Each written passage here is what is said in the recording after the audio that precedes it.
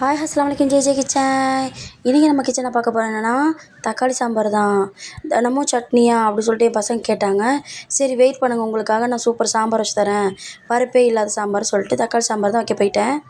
இப்போ வந்துட்டு குக்கரில் 10 பல் பூண்டு, அதுக்கப்புறம் வெங்காயம், தக்காளி, பச்சை மிளகா, கொஞ்சமாக மிளகாத்தூள், கொஞ்சம் மஞ்சத்தூள், அப்புறமா வந்துட்டு குழம்புத்தூள் போட்டு நல்லா தண்ணியை ஊற்றி வேக வச்சுக்கலாம் 8 விசிலுக்கு.